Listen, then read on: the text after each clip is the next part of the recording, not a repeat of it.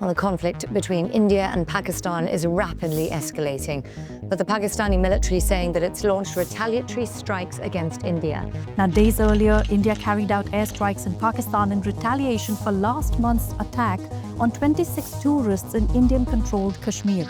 The Indian armed forces say that they've launched Operation Sindoor. India targets Pakistan's air defenses. The conflict tonight at the worst level in the past 3 decades. The fears now it's on the brink of all-out war. India-Pakistan war was the first time the world got to see how good the Chinese weapons are. And as you can imagine, much like Chinese products, Chinese weapons did not live up to the hype. As you can see from your screen, India was able to recover multiple Chinese missiles almost intact. Now, Western militaries are extremely keen to see what's exactly in them and how they stack up against the NATO counterparts. It doesn't just stop there. India was also able to disable and in some instances destroy Chinese air defenses inside Pakistan. That's also something Western militaries will be keen to learn more about. So today I have none other than former Navy SEAL Chuck Farr break down exactly how Chinese weapons stack up against NATO weapons. Let's get into it. Now, as always, before starting, if you guys are enjoying the video, be sure to hit the like and subscribe down below. It helps us out tremendously and makes it possible for us to bring you these videos every single day. Let's begin. The 2025 India-Pakistan conflict centered on the disputed Kashmir region. It escalated rapidly after India launched Operation Sindoor on May the 7th, targeting alleged militant infrastructure in Pakistani-administered Kashmir and Punjab. The operation, executed primarily by French-made Rafale jets armed with Scalp cruise missiles and AA-SM Hammer glide bombs, triggered a fierce Pakistani response. Over the following days, multiple air skirmishes unfolded, with Pakistan's Chinese-made J-10C Vigorous Dragons and JF-17 Block 3 Thunder strike fighters, armed with PL-15 beyond visual range missiles and Chinese HQ-9 air defense systems, also facing off against India's Rafale, Su-30 and MiG-29. The most significant air engagement occurred on 6 May to 7 May, described by a Pakistani source as the largest and longest dogfight in recent aviation history. The fight involved approximately 125 aircraft in an hour-long engagement at ranges exceeding 160 kilometers. Pakistan claimed a victory, asserting that its J-10 fighters, armed with Chinese PL-15 missiles,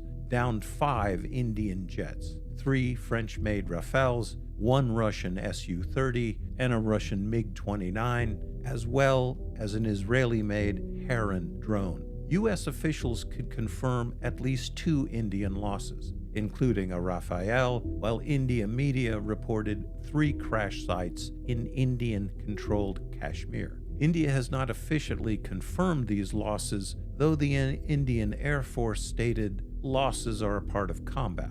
Pakistan reported no aircraft losses, though its claims remain unverified. A second notable skirmish on 9 May saw Pakistan's Chinese-made JF-17 Block 3s equipped with CM-401 hypersonic strike missiles attack Indian logistical depots near Pathknat and Gurdishpur, bypassing Indian radar defenses. India's Russian-made S-400 air defense complexes intercepted Pakistani drone and missile strikes on Amistar and other cities, marking its first combat use by India. India retaliated with precision strikes on Pakistani air bases, including the base at Surguda, damaging runways and Pakistani infrastructure. Let's get a look at the performance of Chinese weapons in this fight. Chinese-built J-10C Vigorous Dragon strike fighters and JF-17 Block 3 Thunder jets that emerged as Pakistan's air superiority workhorses. First, the Chinese-built J-10 and JF-17 Block 3 are both classified as 4.5 generation or 4th generation plus fighter jets. based on their advanced avionics, radar systems, and weapon capabilities. The J-10C Vigorous Dragon is a multi-role combat aircraft developed by the Chengdu Aircraft Corporation. Its advanced active electronically scanned array radar, stealth features like reduced radar cross-section, use of composite materials, and the ability to carry China's long-range PL-15 air-to-air missiles make it an advanced threat. Its digital fly-by-wire system and WS-10B engine further enhance its agility and performance, positioning it as comparable to upgraded Western fighters like the F-16 Block 70. The JF-17 Block 3 Thunder was a joint development between Pakistani Aerial Complex and the CAC, the Chinese Aircraft Corporation.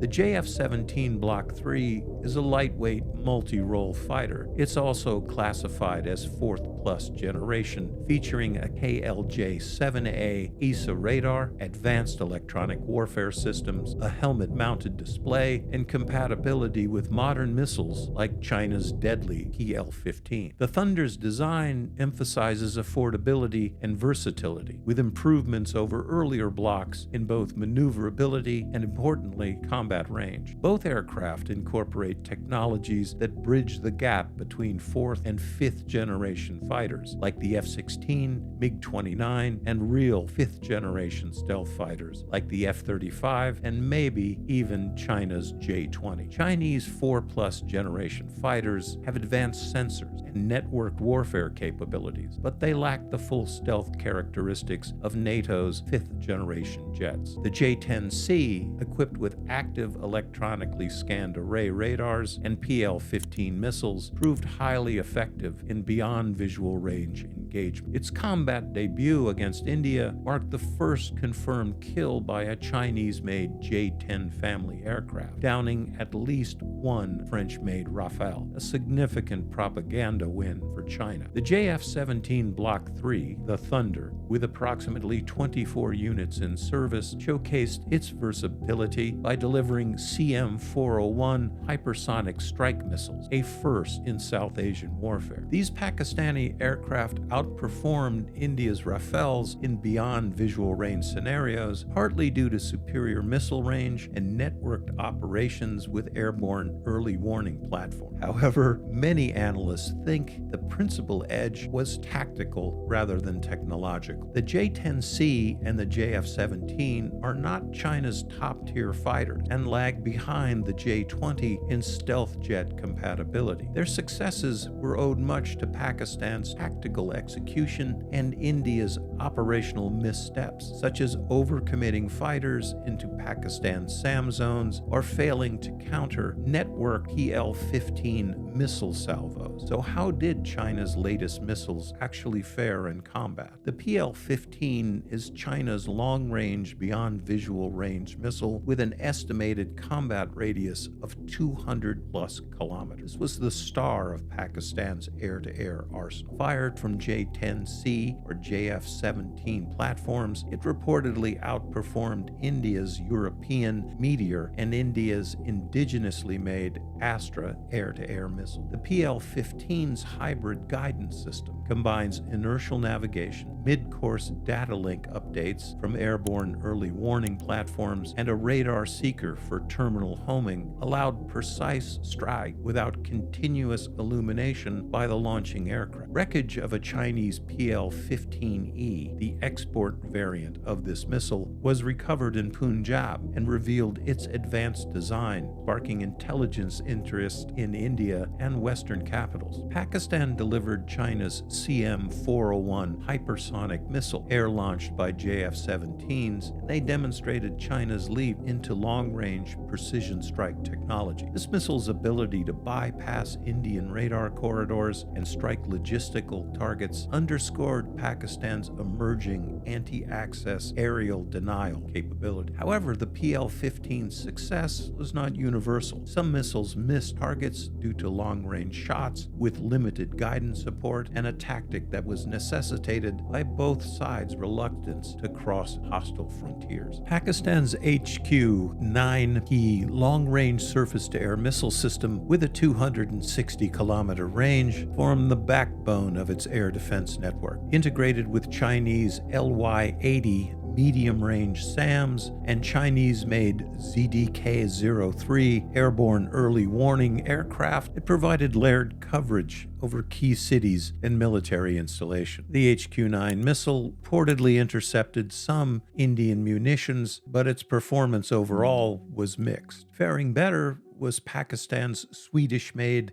Saab 2000 ARI, Advanced Early Warning and Command platforms. These aircraft, equipped with ARI radars, were capable of detecting targets at 450 kilometers and played a pivotal role. These systems coordinated J-10C and JF-17 strikes, providing mid-course guidance for Pakistan's PL-15 missiles, and enabled silent engagements where Pakistani fighters operated with their radars turned off, enhancing survivability. The Chinese ZDK-03 Advanced Early Warning aircraft complemented the ARI, although their performance fell short of ideal. Technical issues have always plagued Pakistan's Chinese-made Advanced Early Warning aircraft. From the outset, there were compatibility problems between the Chinese-made systems and Pakistan's American and Western air defense infrastructure. The shortcomings of the ZDK-03 showed. India's European Scalp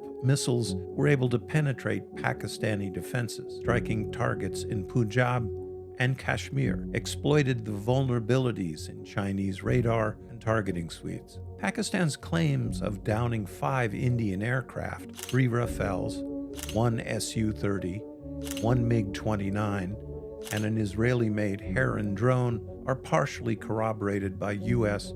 and Indian sources, which confirm at least 2 or 3 losses, including a Rafale and a Mirage 2000. Visual wreckage of Rafale aircraft in Indian-controlled Kashmir and audio recordings released by Pakistan lend credibility to these claims, though independent verification is lacking. India's strikes, however, were not without success. Operation Sindoor damaged Pakistani airfields, including at Sargodha, and killed an estimated 35 to 40 Pakistani personnel. India's Russian-made S-400 air defense systems neutralized Pakistani drone and missile strikes, but was not a standout. Apparently, the S-400 was unable to distinguish friend from foe during the massive dogfights on 6 to 7 May. These air battles highlighted Pakistan's tactical advantage in beyond visual range combat, driven by Chinese systems integration